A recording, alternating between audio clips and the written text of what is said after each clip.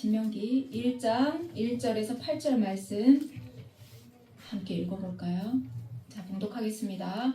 이는 모세가 요단 저쪽 숲 맞은편에 아라바 광야 곧 바람과 도벨과 라반과 하세롯과 디가 사이에서 이스라엘 무리에게 선포한 말씀이니라. 호렙산에서 세일산을 지나 가데스 바네아까지 10하루길이었더라. 마흔째 해 11째 달 그 달 첫째 날에 모세가 이스라엘 자손에게 여호와께서 그들을 위하여 자기에게 주신 명령을 다 알렸으니 그때는 모세가 헤스본에 거주하는 아모리 왕 시온을 쳐 죽이고 에드레이아에서 아스다롯에 거주하는 바산 왕 옥을 쳐 죽인 후라. 모세가 요단 저쪽 모압 땅에서 이 율법을 설명하기 시작하였더라. 일러스되 우리 하나님 여호와께서 호렙산에서 우리에게 말씀하여 이르시기를 너희가 이 산에 거주한 지 오래니 방향을 돌려 행진하여 아모리 족속의 그 근방 곳곳으로 가고 아라바와 산지와 평지와 네겝과 해변과 가나안 족속의 땅과 레바논과 큰 강 유브라데까지 가라. 내가 너희의 조상 아브라함 이삭과 야곱에게 맹세하여 그들과 그들의 후손에게 주리라 한 땅이 너희 앞에 있으니 들어가서 그 땅을 차지할지니라. 아멘. 하나님 감사합니다. 오늘은 신명기 첫 장을 펼쳤습니다. 하나님 오늘도 우리에게 말씀하여 주시옵소서. 말씀을 통해 하나님을 더 굳건히 붙잡게 하시고 그 말씀 속에서 우리의 삶을 실천케 하옵소서. 예수님의 이름으로 기도드립니다. 아멘. 네, 신명기 말씀을 볼 텐데요. 자, 신명기 말씀은 지금 민수기와 레위기와 출애굽기와 동떨어진 그런 내용이 아닙니다. 이어서 보는 내용이죠. 이어서 보는 내용이라기보다는 그때 일어났던 일들을 회고하는 그런 내용입니다. 그래서 독립적인 내용이 아니고 하나님의 구속 역사의 한 부분을 기록한 내용이다 라고 보시면 됩니다. 자, 요단 강가에서 약속의 땅 가나안을 바라보고 있는 이제 들어갈 준비를 마친 이스라엘을 상상해 보시면 됩니다. 늘 말씀을 볼 때는 우리가 그 안에 들어가야, 상상 속에 들어가야 그 말씀이 나에게 주시는 말씀으로 확 다가옵니다. 신명기에 등장하는 사람들은 모세와 여호수아와 갈렙만 빼고 이제는 출애굽 1세대는 다 죽었습니다. 광야 2세대가 지금 일어났다고 보십니다. 이들이 주인공들입니다. 그들의 부모들인 그 출애굽 1세대가 다 죽었는데 이들이 죽은 이유는 그들이 전쟁을 치르느라고 그래서 죽은 것이 아니라 그것이 아니라 하나님의 말씀에 불순종함으로 말미암아 하나님께 죽었다. 이것이 중요한 맥락입니다. 이제 광야 2세대는 부모님들이 정복하지 못한 땅, 그리고 애초에 들어가지 못했던 땅, 또 두려움에 거부했던 땅, 그 땅을 향해서 가야 합니다. 그럼에도 불구하고 이들에게는 지금 하나님께서 아브라함 때부터 주마라고 약속했던 그 약속의 땅이라는 거죠. 그래서 이들이 쟁취해야 되는 땅입니다. 자, 여기서 아주 슬픈 한 부분이 사건이 있는데 그 사건은 뭐냐? 모세가 같이 못 들어간다는 거예요. 모세가 못 들어가는 이유는 가데스 무리바에서 있었던 그 바위를 치던 그 물 사건으로 인해서 지금 모세는 못 들어갑니다. 모세가 왜 죄를 범했다고 했죠? 하나님께서 그 명령을, 하나님의 그 명령을 그는 집행을 했습니다. 순종했습니다. 그런데 그 사건을 놓고 볼 때 하도 괴롭히는 그 자기와 함께 나왔던 그 백성, 이스라엘 백성들에게 분노를 이기지 못해서 너무나도 서운하고 그 속상한 나머지 하나님의 영광을 가린 거예요.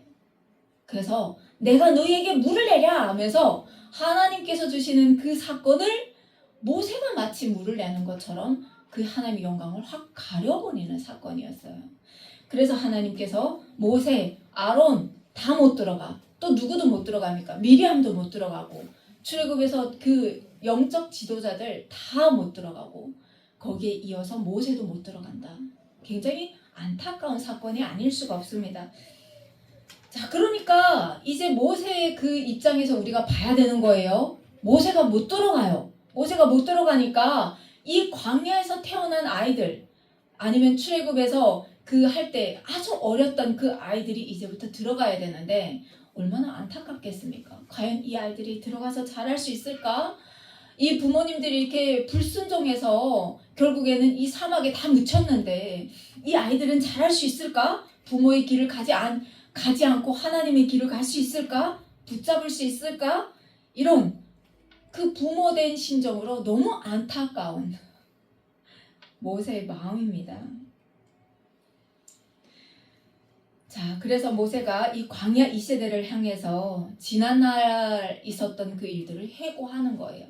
그러면서 그 아이들을 향해서 설교를 하는 겁니다. 신명기는 그래서 모세의 유언과도 같은 마지막 설교입니다. 마지막 설교. 왜냐면 이들이 죽지 말고 살아야 되잖아요. 부모들이 죽었잖아요. 그 길을 가면 죽는다는 거예요. 이스라엘은 율법을 지켜도 되고 안 지켜도 되는 그런 민족이 아니라는 거예요. 지켜야 사는 민족이에요. 하나님 앞에 선택받은 민족으로서 하나님의 백성으로서 하나님의 율법을 떠나면 이들은 죽습니다. 그러니까 어떻게 됩니까?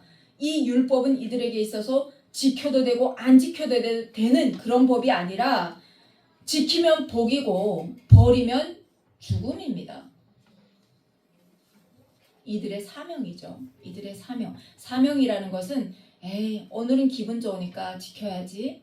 내일은 기분 나쁘니까 모르겠다. 내팽개치는 것이 아니라 죽도록 지키는 명령이라는 거예요. 내 목숨을 버릴지언정 지켜야 하는 명령. 그래서 모세가 이들에게 율법을 재차 강조합니다. 그들의 부모들이 왜 광야에서 다 죽었는지 말해줘야만 합니다. 이것이 모세의 마지막 임무인 거예요. 임무. 자, 이렇게 말하면 사람들이 그럽니다. 왠지 하나님이 독재자 같으시고 이스라엘은 하나님 앞에 코 깨인 송아지 마냥 이렇게 끌려가는 것처럼 느껴져요. 그래서 이 부분을 잘못 해석하면 하나님은 무서운 분이시고 그리고 함부로 가까이 하기도 어려운 분. 그래서 더 하나님을 멀리 떠나서 이렇게 방황하는 그런 출애굽 1세대와 같은 모습을 할 수도 있습니다. 그러니까 이 부분을 잘 알아야 됩니다. 잘 해줘야 됩니다. 이들이 어떻게 하나님의 백성으로 선택이 됐는지 그 과정을 잘 알아야 됩니다. 그래야 우리가 하나님 앞에서 시험이 안 들어요. 하나님은 어떤 분이신지 정확하게 알 수가 있어요. 그래서 우리가 다시 그 창세기부터 민수기까지 짤막하게 보겠습니다. 자, 하나님께서 이 우주 만물을 만드시고 그 하늘과 땅과 바다에 생물을 넣어두신 것은 누구를 위함입니까? 사람을 위함입니다. 인간을 위함입니다. 그래서 이걸 위해서 사람을 위해서 창조하셨습니다. 그리고 그 사람이 하나님의 말씀에 순종하여서 하나님께서 만드신 이 이유와 목적대로 모든 만물을 사랑으로 다스리면서 행복하게 살기를 바라신 것이 하나님이십니다. 여기까지 들으면 무슨 생각 드십니까? 하나님은 사랑이시라 라고 고백한 그 사도 요한의 그 고백이 생각나실 겁니다. 요한일서 4장 16절에 하나님은 사랑이시라 라고 고백하거든요.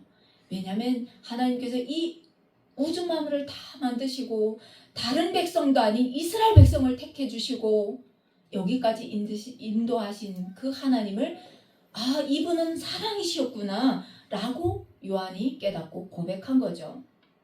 그런데 인류는 그런 하나님을 향해서 순종하고 감사한 것이 아니라 반역을 했습니다. 반기를 들었습니다. 하나님처럼 된다는 뱀의 유혹에 넘어가서 나도 하나님처럼 돼야겠다.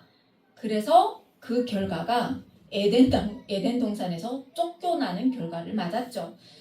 세상을 사랑으로 서로 섬기라고 이렇게 하나님께서 말씀하시고 창조하셨는데 그 말씀과 정반대인 폭력과 힘이 주도하는 사이로 이제부터 세상은 흘러가기 시작했습니다. 폭력으로 관계하는 사회가 됐다는 거죠. 힘 있는 사람이 이제 왕이 됐습니다. 그런데 이 인류를 만드신 분이 누구시냐는 거죠. 하나님이시잖아요.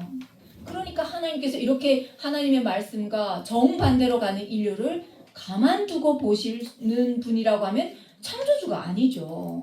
그래서 하나님께서 이 인간 사회에, 인류 역사에 간섭하기 시작하십니다. 관여하십니다. 그래서 하나님께서도 눈에 보이는 나라를 세우셔서 세계 열방에 하나님의 나라는 이런 나라야 라고 보여주시려고 했다는 거죠. 그렇게 선택된 사람이 누구냐? 아브라함이었다는 겁니다. 그리고 그의 후손들이 약 200만이라는 큰 백성으로 이렇게 번성했다는 겁니다.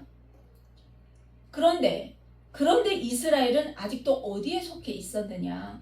바로 세상에 속해 있었다는 겁니다. 심지어 애굽의 노예로 살고 있었습니다. 자유도 없이 다 빼앗긴 채 노예로 살고 있다는 거죠. 자기들의 조상 하나님이 계신다는 것은 알고 있지만 그 신이 자기들과 직접적으로 어떤 왕래가 없는 속에서 이들은 애굽에서 430년을 살았습니다. 430년. 자, 이런 상황 속에서 하나님께서 아브라함과 하셨던 그 약속을 기억하셨다는 거죠. 그래서 창세기 12장에 하셨던 그 약속을 잊지 않으시고 이민족을 돌아보셨고, 그리고 하나님의 때가 되어서 자기 동족을 무한히 사랑한 한 사람 모세를 들어서 애굽에서 해방시키셨다라는 거죠. 그런데 그 해방시키시는 것이 그냥 어느 날 아침에 눈을 떠보니까 해방된 것이 아니라 하나님을 대적하는 세상이 있었다는 거죠. 그게 누굽니까? 바로왕이었죠. 애굽의 바로왕이었습니다. 바로왕의 입장에서 이 이스라엘이라는 이 거대한 무리는 애굽의 부와 번영을 갖다주는 아주 큰 재산이었습니다. 그러니까 하나님께서 어느 날 모세의 입을 통해서 내 백성을 내놔라 하니까 바로가 아니 듣도 보다 못한, 그리고 노예의 신이 감히 이 나에게, 태양신을 섬기는 나에게 지금 나타나서 지금 자기 백성을 내놓으라고 한다고? 못 보내. 그래서 하나님과 정면으로 뜨기 시작했습니다.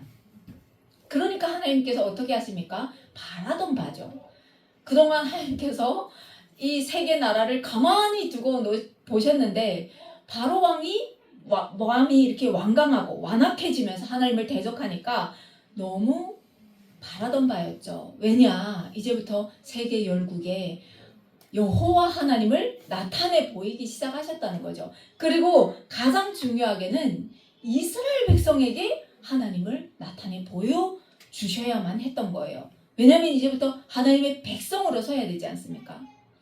그래서 이스라엘 민족이 보라고 하나님께서 그 애굽의 열장을 내리시는 겁니다. 자, 너희의 신이 이런 신이야. 자,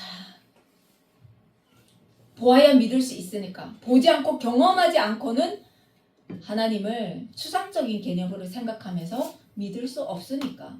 우리의 신앙도 이렇게 맞닿아 있습니다. 우리가 신앙 체험이 없다고 하면 그냥 남의 얘기인 거예요. 그렇지만 우리가 삶 속에서 여호와 하나님을 체험해야 됩니다. 각자. 그래야 그분이 살아계심을 증명할 수가 있어요. 믿음으로 굳건히 설 수가 있습니다. 그래서 하나님께서 어떻게 하십니까? 10가지 재앙으로 치신 것뿐만 아니라 이들을 애굽에서 이끌어내셔가지고 낮에는 구름 기둥, 밤에는 불 기둥을 이렇게 앞으로 인도하시면서 이들을 그 사막으로부터 지켜내셨다는 거죠. 그리고 또 어떻게 합니까? 홍해를 가르시고 그들을 뒤쫓는 애굽의 모든 군사들을 수장하시고, 그리고 독수리가 정말 자기 새끼를 날개 아래 품듯이 하나님께서 이스라엘을 지금 품음으로 지금 이끌어냈다는 거예요. 이게 누구를 보라고? 자기 백성들에게 보라고 지금 하나님께서 이 일들을 하신 겁니다. 출애굽기 19장 4절에서 6절 말씀인데 제가 봉독해 올려드리겠습니다. 자, 내가 애굽 사람에게 어떻게 행하였음가? 내가 어떻게 독수리 날개로 너희를 업어서 내게로 인도하였음을 너희가 보았느니라. 세계가 다 내게 속하였나니 너희가 내 말을 잘 듣고 내 언약을 지키면 너희는 모든 민족 중에서 내 소유가 되겠고 너희가 내게 대하여 제사장 나라가 되며 거룩한 백성이 되리라. 이 말씀을 지금 이스라엘 백성에게 하시는 거예요. 하나님께서 애굽에서 이스라엘 백성을 이끌어냈다고 하면 하나님 거잖아요. 그렇잖아요. 노예로 있던 이 백성을 이끌어냈으면 하나님 거잖아요. 그러면 이제부터 내 말 들어. 세상의 법칙, 세상의 논리대로 말하자면 하나님께서 내가 너희를 건져냈으니까 이제 너희는 내 거야 라고 해도 된다는 거예요. 그런데 하나님께서 이렇게 안 하셨다는 거예요. 이들과 언약을 맺으실 때 내가 이렇게 너희에게 다 보여줬어. 나는 이런 신이야. 그러니까 나와 언약을 맺을래? 라고 하나님께서 먼저 지금 우리가 남녀가 만났을 때 뭘 합니까? 고백을 하셨다는 거예요. 이스라엘 백성에게. 그러니까 이스라엘 백성이 보니까 너무 좋잖아요. 저 막강한 애굽의 신도 다 무릎을 꿇었는데 그 홍해 바다를 가르면서 마른 길을 걷게 하셨는데 그러니까 이스라엘 백성이 아멘 했다는 겁니다. 아멘. 자, 그런데 하나님은 어떤 분이십니까? 발람의 고백처럼 하나님은 사람이 아니시니 거짓말을 하지 않으시고 인생이 아니시니 후회가 없으시도다. 어찌 그 말씀하신 바를 행하지 않으시며 하신 말씀을 실행하지 않으시랴. 이스라엘은 하나님과 피로 언약을 맺었습니다. 피로. 자, 아브라함으로부터 약속하시고 구별하고 세우신 민족이지만 결코 강압적으로 너는 내 거야 라고 택하신 것이 아니라 이런 신이야. 자, 나와 언약을 맺을래? 해가지고 이스라엘 백성이 아멘 해가지고 피로 언약을 맺었다는 겁니다. 지키면 축복이고 버리면 죽음이라는 겁니다. 자, 이렇게 하면 이스라엘 백성과 하나님과의 관계가 정확하게 성립이 되고 우리가 이해가 되죠. 자, 그러면 하나님께서 율법을 지키라고 해요. 율법. 과연 하나님께서 이들에게 주시는 그 율법은 대체 무슨 법이냐? 하나님께서 이들에게 주신 이 율법은 사랑을 전제로 한 법입니다. 사랑하는 남녀가 만나가지고 정말 사랑해서 우리가 사랑하자. 그래서 우리가 진짜 검은 머리 팥불이 되도록 우리가 영원히 함께 살자 라는 그 사랑 고백처럼 하나님은 이들과 언약을 맺으실 때 주인과 종의 관계가 아니라 아버지와 자녀 관계에서 사랑의 관계를 맺으셨다는 거예요. 정말 이 법률적으로도 이렇게 초월한 관계입니다. 그런 사랑의 관계입니다. 사랑을 전제로 한 입법입니다. 그리고 또 뭡니까? 하나님의 거룩함을 전제한 입법입니다. 세상의 법을 쫓으면 안 돼.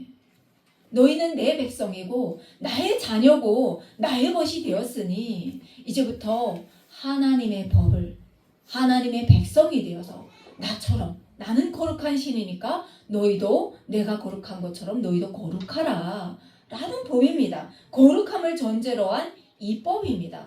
또 어떤 법입니까? 하나님의 주권을 전제로 한 이 법입니다.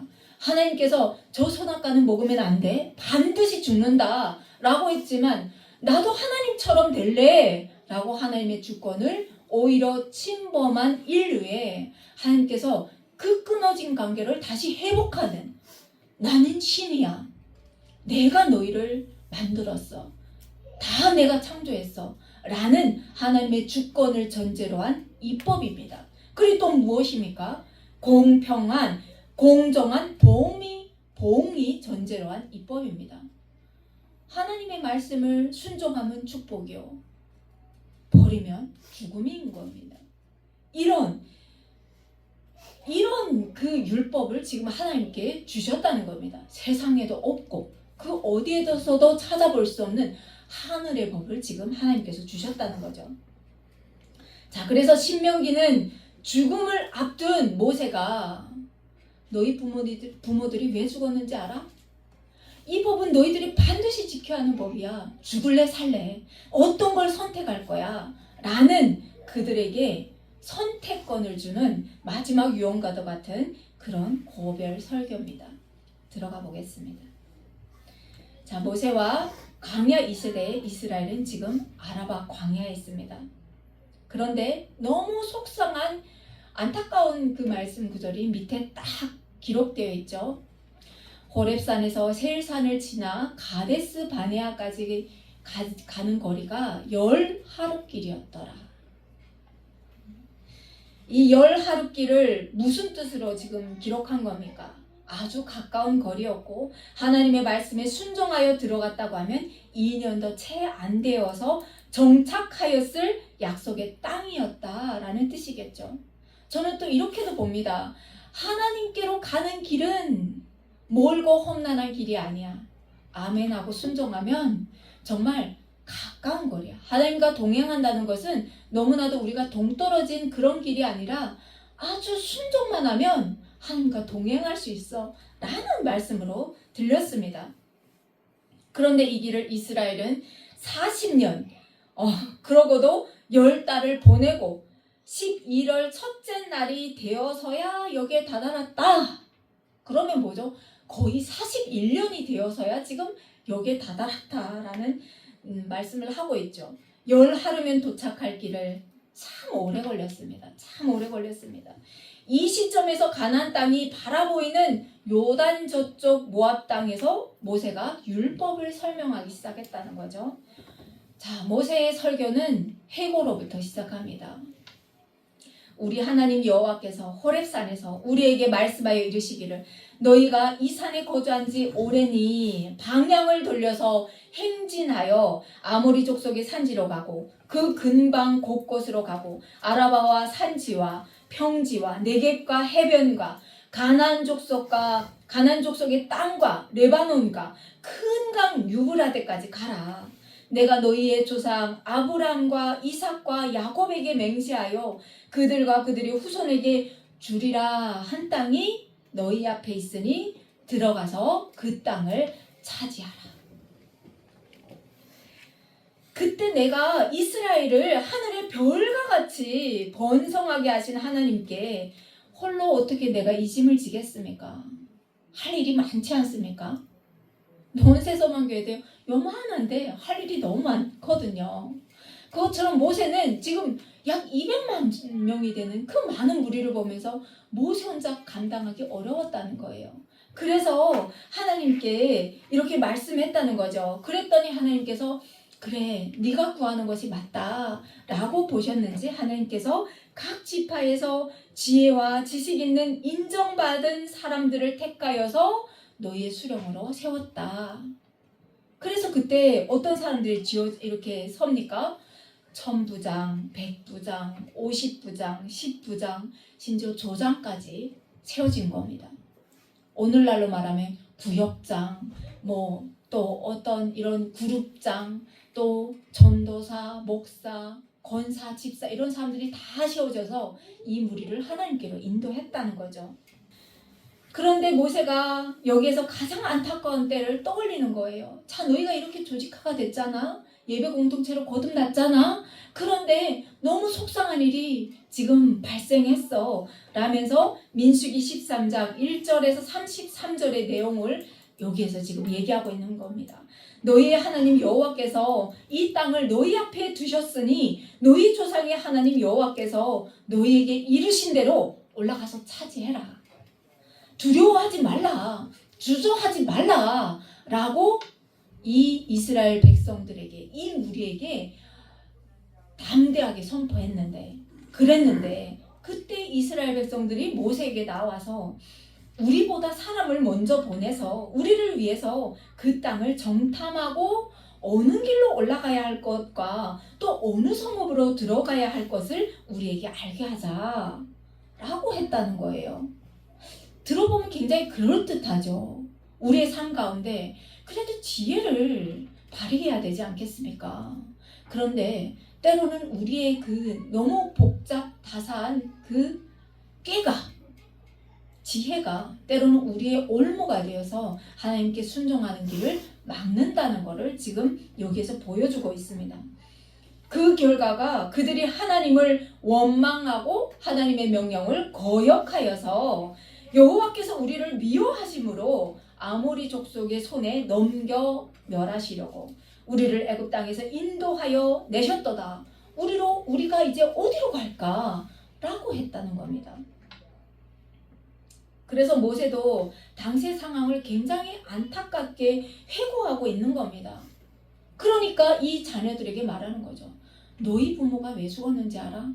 불순종해서 죽은 거야. 전쟁 때문에 죽은 거 아니야. 결국엔 하나님 앞에 불순종하면서 그 광야 38년 동안 이렇게 저렇게 불순종하면서 하나님 앞에 계속 불만함으로 말미암아 다 죽었어. 이 말을 하고 있는 겁니다.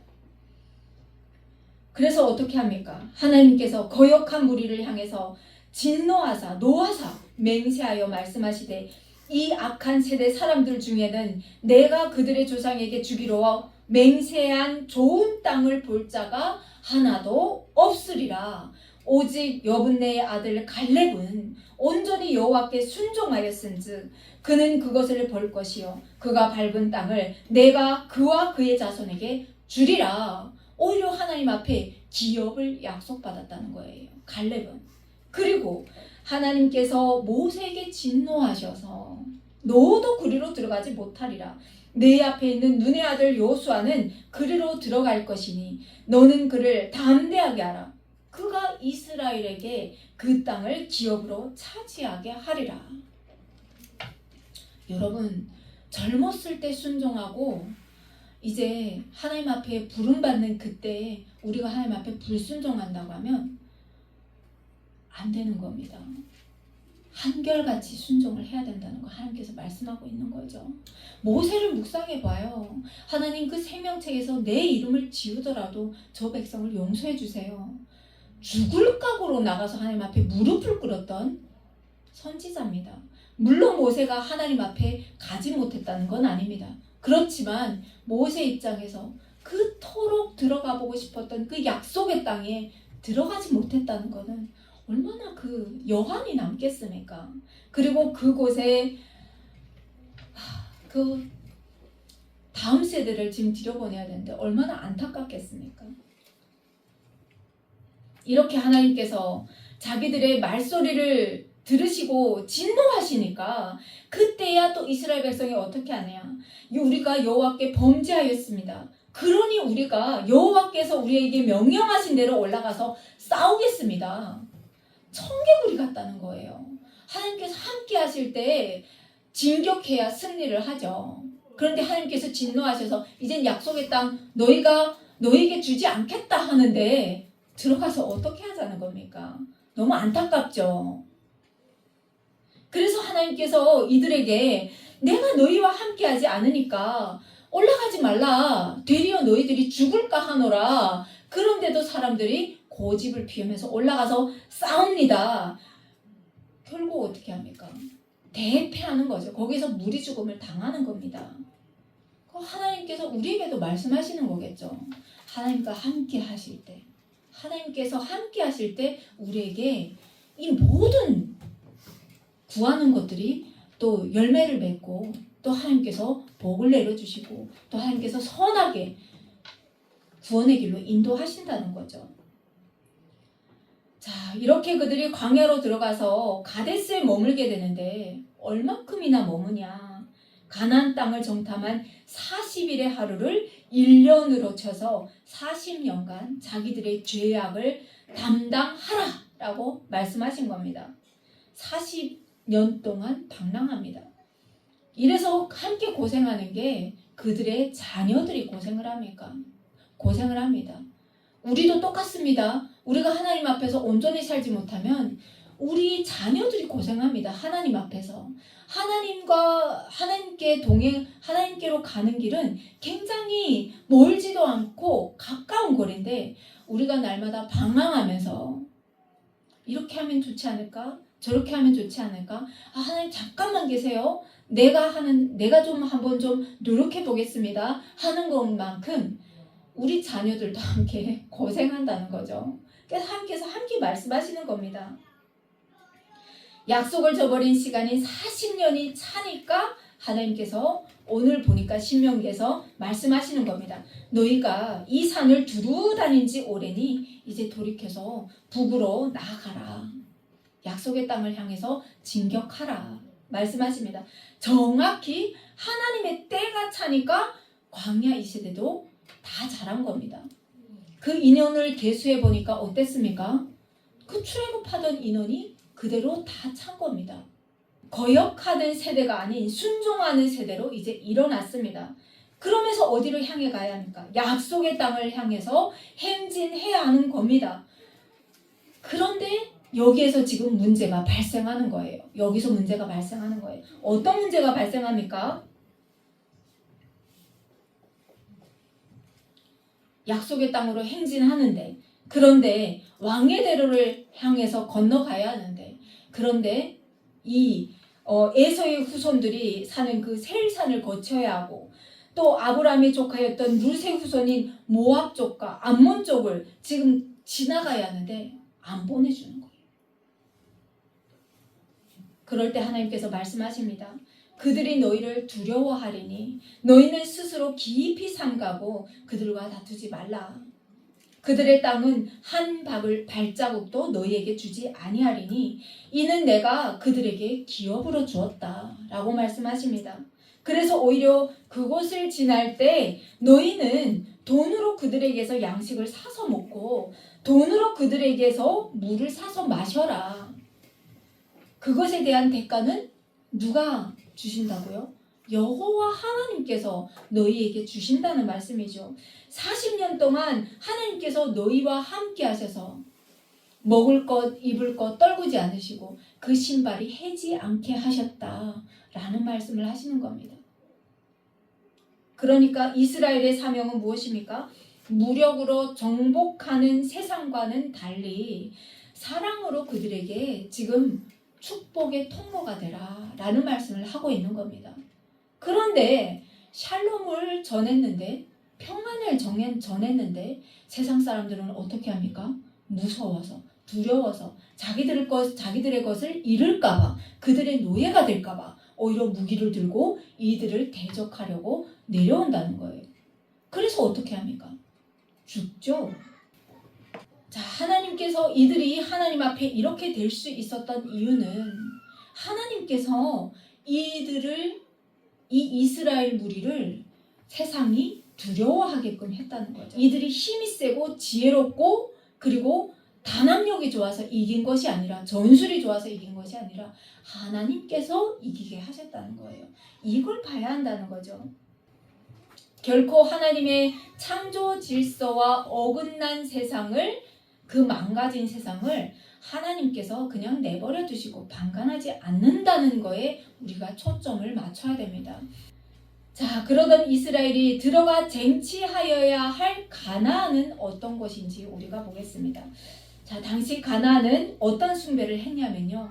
바알이 자연의 조화를 주관하면서 자기들에게 복을 내려준다고 믿었어요. 그러니까 그 숭배자들을 풍요하게 한다는 다신론 신앙이었습니다. 자연망을을 다 섬겼어요.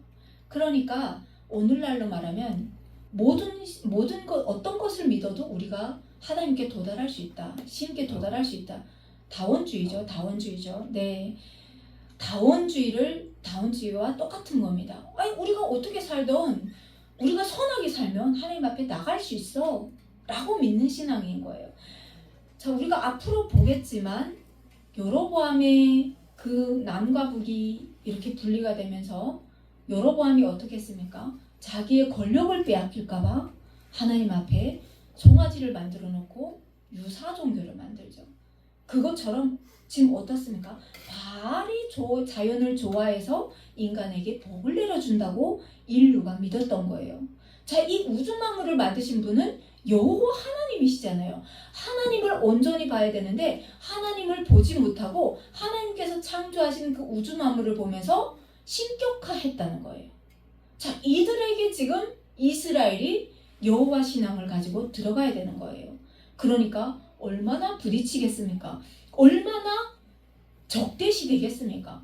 그런데 여기에서 신앙적으로 깨어있다고 하면 문제가 없는데 레위 지파가 하나님께서 맡겨주신 그 사명을 잘 감당한다고 하면 이스라엘이 이기겠지만, 그렇지만 문화 속으로 들어가는 것은 결코 이기기가 어렵다는 거죠.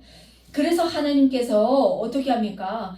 그 가나안 문화와는 섞이지도 말고 그들의 딸들을 너희들의 자녀와 결혼도 시키지 말고 너의 딸들을 그들에게 주지도 말라 라고 말씀하시는 거예요. 아예 섞이지 말라. 다 몰아내라. 그 땅을 정복하라 라고 말씀하시는 겁니다. 하나님의 깃발을 거기에 꽂으라는 거예요. 그러니까 여러분, 오늘날도 똑같은 거예요. 오늘날도 똑같은 거예요. 우리가 세상 문화에 우리를 맞추면서 살면 우리의 신앙을 지켜나가기가 굉장히 어렵습니다. 그래서 진짜 날마다 말씀을 보지 않는다고 하면, 날마다 그 신앙 교제를 하지 않는다고 하면 어렵습니다. 우리 영이 깨어있기가 어려워요. 그래서 하나님께서 말씀하시는 거죠. 여호와 하나님이 유일신이라는 것을 선포해야 하는 사명이 이스라엘 백성에게 있었듯이 우리에게도 있다는 거예요. 우상 숭배를 혐오하고 질투하시는 분이 누구십니까? 여호와 하나님이시라는 거예요. 자기 백성 이스라엘과 함께 가나안을 심판하시고 그 땅을 구별하셔서 열국을 향한 복의 통로로 삼으시려고 하신다는 거예요. 그래서 앞으로 나가면 이제 굉장히 시험 드는 말씀 구절들이 많습니다. 어린아이들도 다 죽여라. 가축들도 다 죽여라는 말씀이 나옵니다. 그럴 때 우리가 여호와 유일신앙을 잘 모른다고 하면 시험 들어요. 아니, 어린아이들이 무슨 죄가 있다고, 무슨 가축이, 말 못하는 가축이 무슨 잘못이 있습니까? 하면서 오히려 우리의 신앙이 하나님을 대적한다는 거예요. 그래서 정확하게 알아야 됩니다. 그래야 우리가 하나님 앞에서 신앙을 지킬 수 있어요. 자, 오늘의 말씀을 맺겠습니다.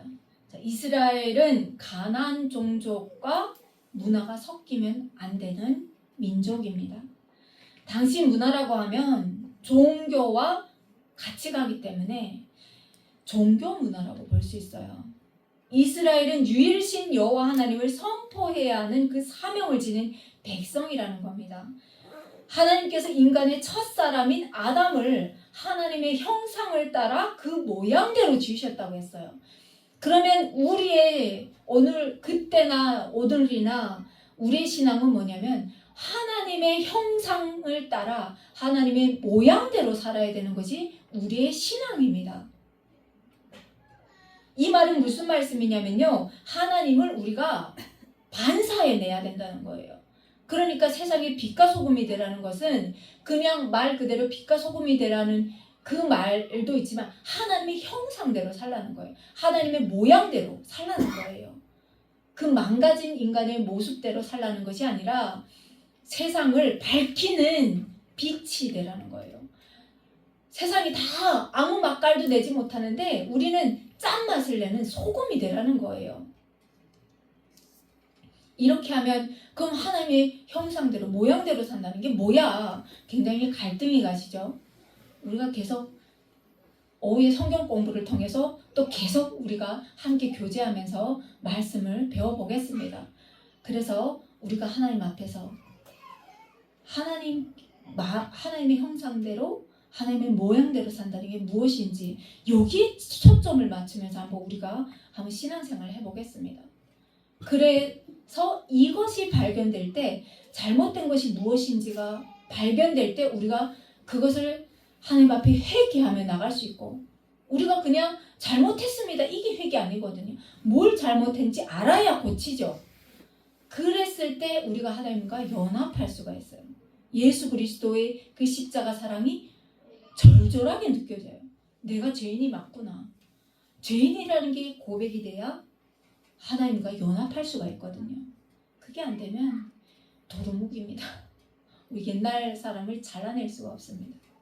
자, 한 주도 여러분이 하나님의 통치를 소망하면서 하나님의 그 주권을 바라보면서 나아가는 한 주의 삶이길 예수님의 이름으로 소망합니다. 아멘.